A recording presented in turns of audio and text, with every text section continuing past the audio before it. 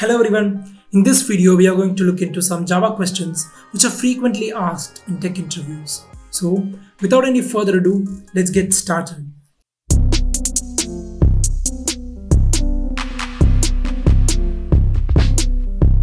First of all, why Java does not support multiple inheritance? Java does not support multiple inheritance. This means that a class cannot extend more than one class. The reason behind this is to prevent ambiguity.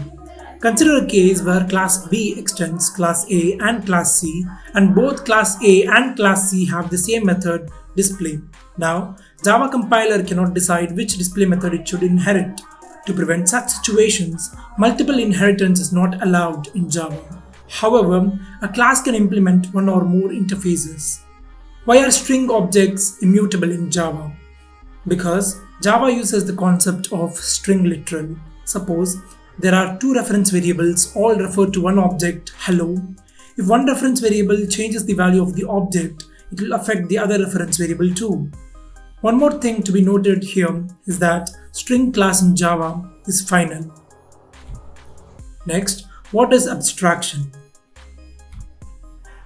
It is the property by virtue of which only essential details are displayed to the user. For example, consider the case of a driver driving a car.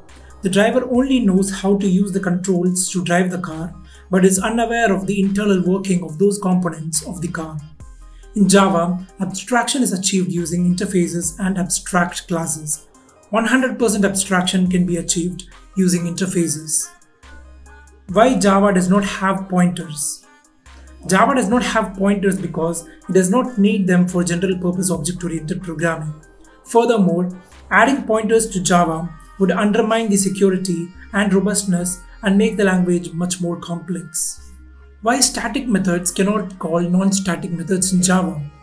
A static method is not tied to any object or instance of the class, while a non-static method always refers to an actual object or instance of the class.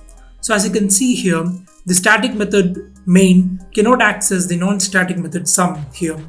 So it throws an error which says cannot make a static reference to the non-static method sum from the type main.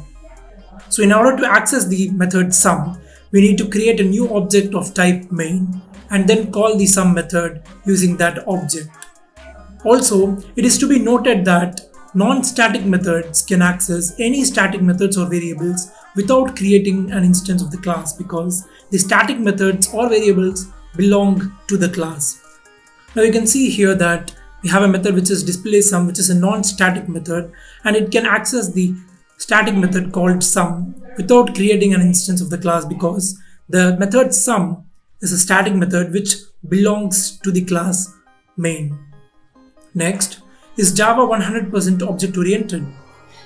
Java is not 100% object-oriented because it makes use of primitive data types such as boolean, byte, char, int, float, double, which are not objects. What is an abstract class? It is a class which can't be instantiated. It can function as a base class for subclasses. They are used to provide some common functionality across a set of related classes. So let us consider an example. So we have an abstract class called vehicle here, which contains the definition of a method called honk. Now the implementation of this method is done in the subclasses which inherit the class vehicle. So we have class car which extends vehicle, and it's going to override the method honk, and it will print car honking when this particular method is called. And then we have display number of wheels, which is a method specific to this car class, which will print the number of wheels of car, which is 4. And then we have at the bottom one more class which is called motorcycle, which also extends vehicle, and it is also overriding the method honk, and it will print motorcycle honking when this method is called.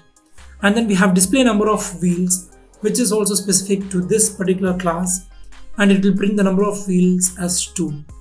And then we have our main function in which we are trying to instantiate the abstract class vehicle, and if we try to do so, we will get an error saying cannot instantiate the type vehicle. So in order to get over that, we need to create an object of the subclasses of vehicle. So here we are creating an object of type motorcycle M, and then we are calling the function m.honk. So the honk method of the motorcycle class is called, and it will print motorcycle honking. And then we are calling the display number of wheels method, which will display the number of wheels of the motorcycle, which is 2. So check out the full list of questions from the link given in the description below. So that's it for this video. As always, thank you so much for watching. Make sure to leave a like and subscribe to the channel if you haven't already. With that being said, I will see you in the next one.